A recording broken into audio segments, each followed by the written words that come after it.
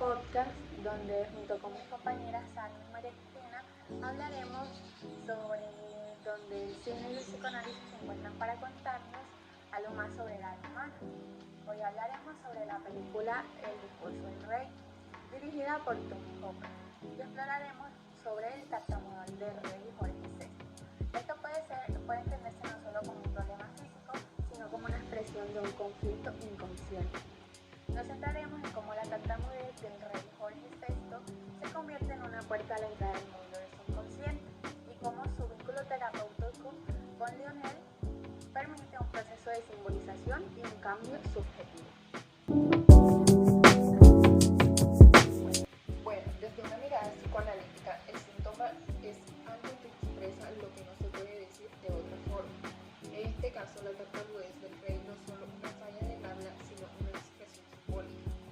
Bueno, como nosotros pudimos ver en la película, el rey cuando se enojaba no se limitaba a hablar y se dejaba llevar más por su emoción. Pues, porque mira que cuando se enojaba él gritaba todo y nunca se... No estaba pendiente a lo No que tartamudeaba estaba. en ese momento. Era como que en ese momento dejaba de buscar su rigidez ante sí mismo y se dejaba así. Como a muchas personas les pasa que cuando uno se enoja suelta toda la vaina y dice un poco de cosas y después cuando ya está relajado piensa y dice, ¿yo por qué dije esas cosas a esa persona? Tuve que actuar así porque ya me dejaba influenciar por la rabia. Bueno, el conflicto inconsciente parece estar relacionado con el miedo al juicio, como dijimos. Cuando nosotros nos enojamos dejamos de estar como que limitados a nuestro propio juicio, a nuestra propia moral ante las cosas. La inseguridad y la imposibilidad de asumir un rol que no nos siente propio. Esto afecta al rey Jorge VI. Su historia familiar lo atraviesa profundamente. Un padre autoritario, frío y un hermano carismático que parecía ser el favorito. Ante esto, Jorge desarrolla una voz que no fluye, que se interrumpe, como si su inconsciente negara hablar por el poder. Porque ustedes vieron la película que siempre el papá como que le decía al hijo, mira, pero tu hermano a tu edad ya había hecho un discurso, que tal cosa. Sí, esa comparación puede ser que le afectara a él. Y además en el final él decía que le estaban diciendo que era mejor que él gobernara. Porque el hermano no sabía gobernar y él decía, no, pero tú sí sabes, dale, quítate el poder. Pero él decía, yo no puedo aceptar traición. Y antes de salir a dar el discurso siempre como que lo presionaba mucho. Entonces esa presión por eso como que miedo.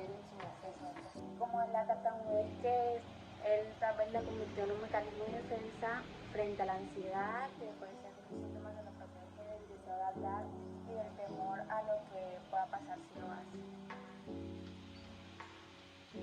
Bueno, el rey Jorge VI parece arrastrar conflictos inconscientes vinculados a las figuras paternas autoritarias, como lo hizo con su madre y su padre, hasta el hecho de que su padre murió. Todavía se seguía rígido a estas figuras paternas.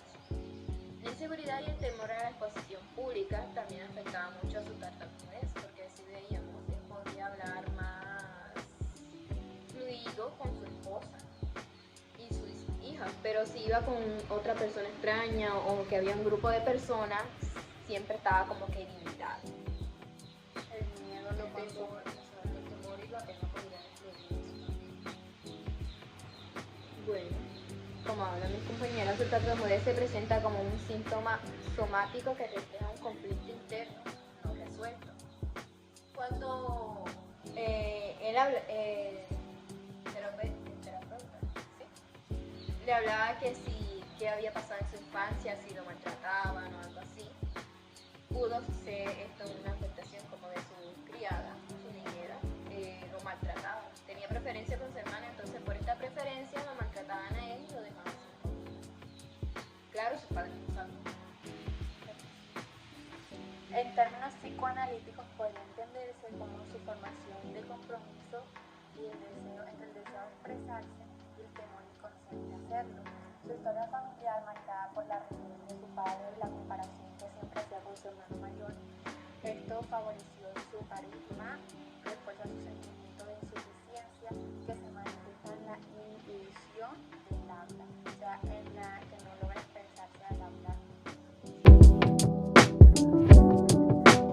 Bueno, las figuras parentales son una marca central. El rey Jorge VI encarna la voz del deber y del super yo en su mente que espera perfección y control. Jorge VI interioriza esa presión, pero no logra responderle. Su hermano David es espontáneo y decidido, es todo lo que no puede ser.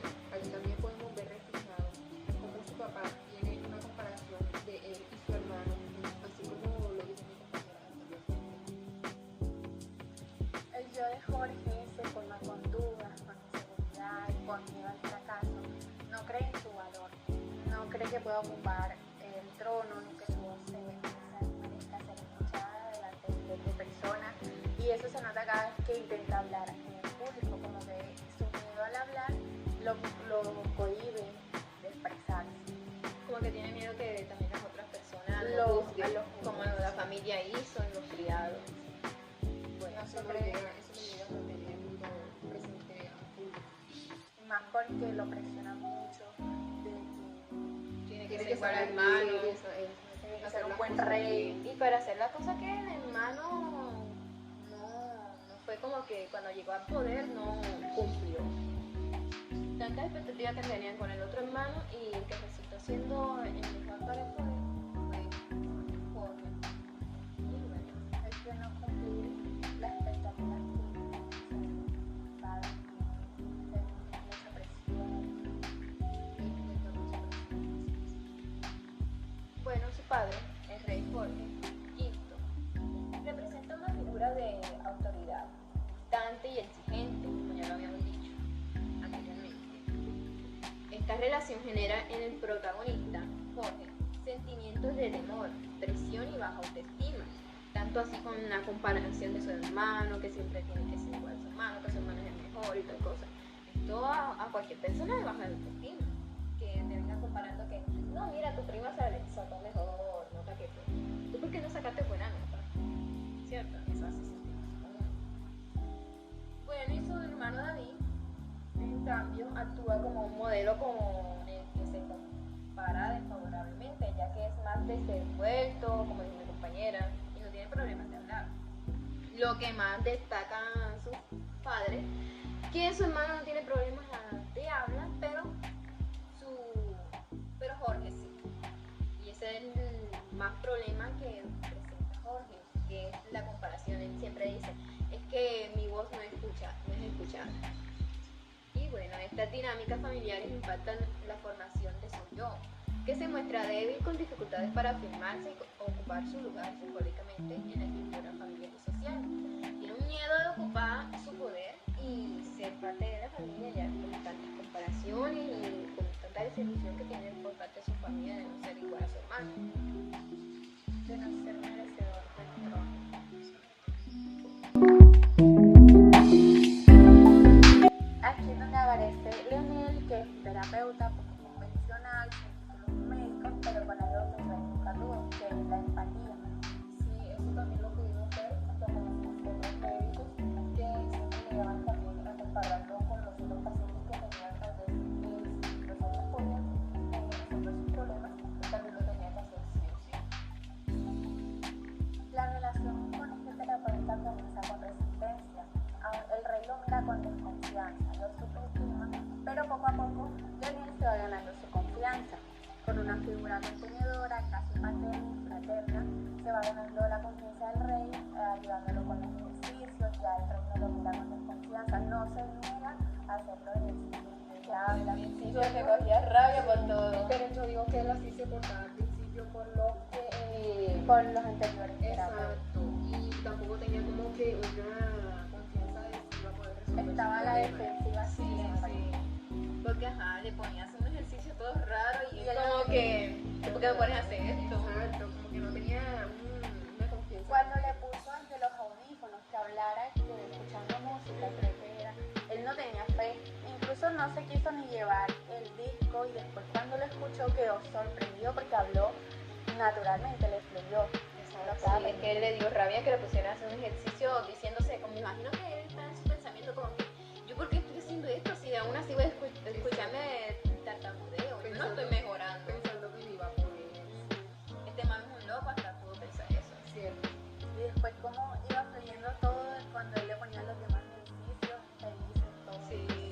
O cuando, Ya él tenía más confianza con él. a mí me gustó la escenita del carro que iba con la esposa y él estaba haciendo su ejercicio de ahí, oeste, no sé qué, y iba contento ahí con la esposa. Hasta hablaba más natural, así con su esposa. Bueno, aquí podemos ver claramente fenómenos de transferencia y contratransferencia. Jorge proyecta en Lionel emociones no elaboradas, temor, respeto, incluso cariño. Y Lionel desde su lugar lo acompaña sin juzgar, ayudando a que hable solo con la boca, sino con la historia que carga. Bueno, la relación con Lionel se desarrolla inicialmente con resistencia por parte del rey, quien se muestra desconfiado y defensivo. A medida que avanza el vínculo, se evidencian elementos de transferencia. El rey proyecta en Lionel aspectos de figuras paternas o fraternales, mientras que Lionel responde desde una posición empática, que podría ser leída como transferencia. La alianza terapéutica evoluciona de manera positiva, permitiendo que el rey exprese emociones reprimidas y reconstruye una imagen de sí mismo más segura. Sí, como mismo él ya se estaba abriendo más a sus problemas. Cuando el papá murió, el terapeuta dijo que si podía hablar del tema y él dijo que sí, que quisiera hablar del tema. Y comenzó a hablar de su hermano y hasta fueron a dar una caminata. Aunque se enojó. Pero ya él ahí se iba abriendo más Interiormente. Exacto, eso. Al terapeuta ayudándolo a... Ya él creía en sí, ya creía que era capaz. Ya él se tenía que así. Aquí podemos ver que la terapia de Lionel sí iba haciendo efecto, ya que ya Porque tenía más buscó confianza. otros métodos, no los mismos de los terapeutas anteriores. Los terapeutas anteriores eran estrictos ante su método, al menos Lionel, si no le gustaba, él buscaba otra alternativa, no siempre iba a ser con lo primero que le dijo, sino que otra alternativa. Eso sí, él se negaba. Ajá. Ay, hasta apostaban. Primero apostaban que por una plata y después le dijo que podía construir el avión que estaba construyendo su hijo, lo podía terminar si le contaba cosas. Y bueno, aquí podemos ver reflejado que la relación entre Lionel y Jorge fue muy buena para la mejoría de su tartamudeo. Bueno, a lo largo de la película vemos cómo Jorge utiliza diversos mecanismos de defensa. Por ejemplo, niega la gravedad de su tartamudez. Como podemos ver en este mecanismo de defensa, como la negación, él minimiza la importancia de su problema sobre el habla o evita enfrentarlo directamente. Como podemos ver el ejemplo con su esposa, ¿cierto? Sí, que ella le buscaba miles de soluciones, le llevaba diferentes terapeutas, pero él se negaba. O al principio él también se llegaba a negar bastante con Lionel y ya que llegaron juntos en que no quería seguir. Pero ya él después como que se renovació. Sí, también lo pudimos ver reflejado cuando los otros médicos que le decían los métodos y él se enojaba y lo dejaba de hacer y hasta ahí llegaba su tratamiento con ese médico. Hasta que la esposa le buscó a Lionel. Bueno, otro ejemplo sería que racionaliza su dificultad culpando a los micrófonos o a los discursos mal escritos. También podemos encontrar la racionalización es en el que justifica su dificultad con explicaciones técnicas o circunstanciales. Como les dije yo, este es el mecanismo de racionalización. También podemos observar la represión y formación reactiva, especialmente cuando intenta mostrarse firme y frío ante el temor o la inseguridad. Sí, como vemos, cuando uno quiere hablar de sus problemas, uno quiere aceptar un método de Lionel, se enoja. Ese sería como su método de estar rígido ante A el la cambio. defensiva. Y su represión sería cuando no quiere hablar de sus problemas o de su pasado, al principio cuando estaba en la terapia con Lionel. se libra una batalla constante entre el ello que desea huir, evitar en las escenas públicas, el super yo que le exige ser un rey impecable y el yo que intenta sostener en el medio de este tironeo. Su síntoma se vuelve la prueba viviente de ese conflicto interno. Bueno, el rey que se encuentra atrapado entre el yo, que son los que son inconscientes de ser libre, de expresarse de una forma libre, el super yo, que son las exigencias morales, sociales, internalizadas por la figura paterna, y un yo débil que intenta mediar sin éxito las presiones externas, que es la guerra sobre el trono, la mirada pública, que intensifican las demandas del super yo, mientras que los deseos de retirarse o de no asumir el rol, o sea, el rol de rey, que es el ello, generan una angustia. Su conflicto interno también se articula en la dificultad para hablar, donde el yo se ve desbordado. Bueno, como vimos en la película, gracias al vínculo que creó Lionel con el rey y su trabajo constante, que no pararon, el síntoma empezó a ceder. No desaparece del todo, pero sí ya lo domina. Su voz, aunque temblorosa, logra salir. Ya no es la tartamudez lo que lo define, sino el acto de atreverse a hablar. Esto se vio reflejado ya al final de la película, cuando él tiene que dar su discurso de la guerra que explotó entre Alemania y su reino. Tenía que prepararse con pocos minutos, nada más eran 40 minutos que le faltaban para hacer su discurso y en vivo.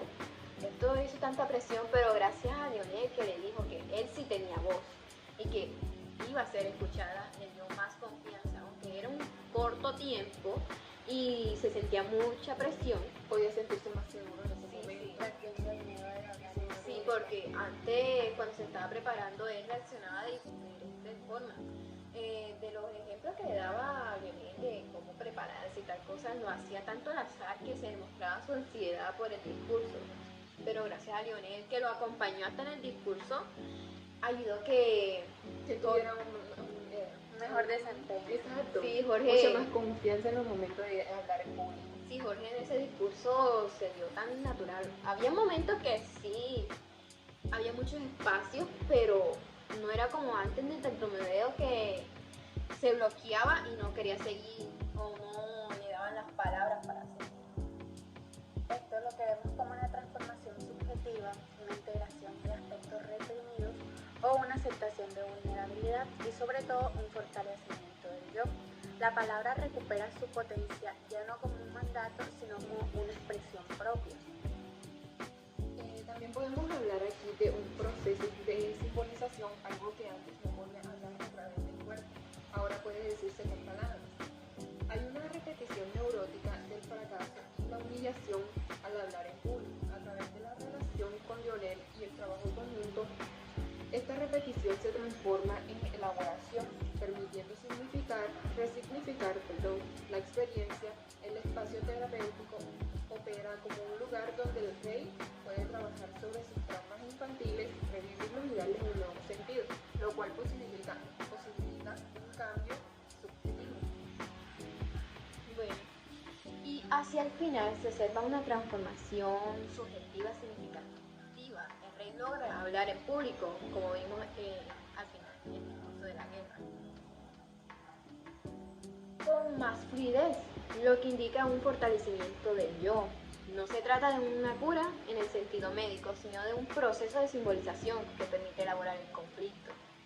Hay una mayor integración de aspectos antes reprimidos, como la vulnerabilidad, y una aceptación de su rol. Su palabra comienza a tener valor simbólico, no solo funcional. Como vimos en el final, cuando terminó su discurso todos lo aplaudían y se veía que Jorge sentía una gran satisfacción ante sí mismo y un orgullo. Porque fue capaz de hablar sin Alberto tartamudeo. que tuvo un buen adelanto sobre su tartamudez. Y bueno, esto hizo tanto una contraparte cuando él antes intentaba hacer un discurso que las demás personas lo veían como que decepcionado, con lástima. Esta vez estas personas lo felicitaban, dijeron muy bien hecho y lo aplaudieron. Y después al final, cuando cierra, él con su familia en el balcón, mientras todo el pueblo de su reino lo aplaudían y hacían muchas cosas buenas. Es que todos estaban en expectativa de que iba a ser lo mismo otra vez, de que no se iba a atrever a hablar, que se iba a equivocar, que iba a tener otra vez tartamudeo. Pero en cambio lo sorprendió con su avance. El discurso pudo ver que sí avanzó demasiado.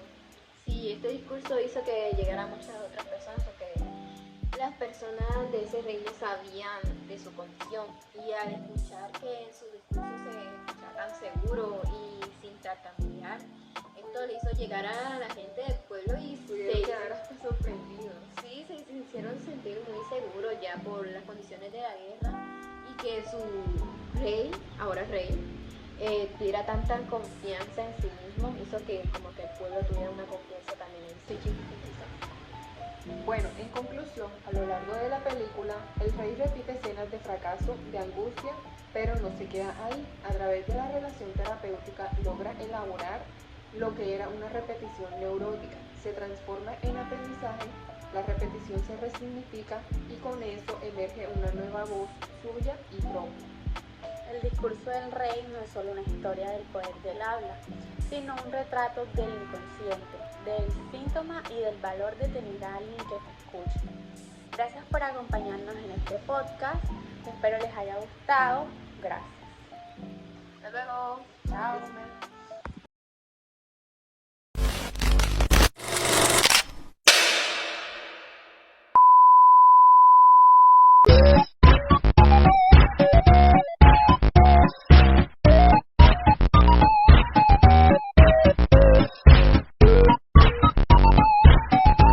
Y exploraremos cómo el tartamudo del rey sexto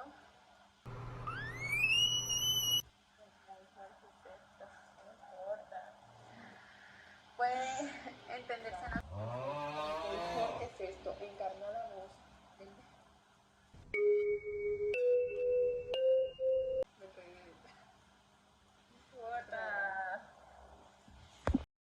Claro, el rico piensa que con una monedita puede comprar al pobre. el nuevo podcast donde un psicoanálisis se encuentran para contarnos. Está en YouTube. Porque tenemos que presentarnos a nosotras sin Ah, podcast. ok. Porque en términos psicoanálisis. No, eso no. No, pero sigue. Hoy nos estamos tomando un delicioso granizado. de Frozen Drink que nos encanta. Análisis, título médico. Apareció la vida. Espera. Wow, paciencia. Dios, dame fuerza, dame paciencia.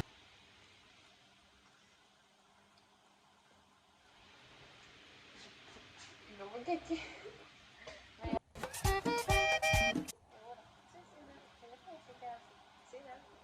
O sea, sí. confía. ¿Qué digo? Ahora. Todo. Ahora digo hola. Otra vez no.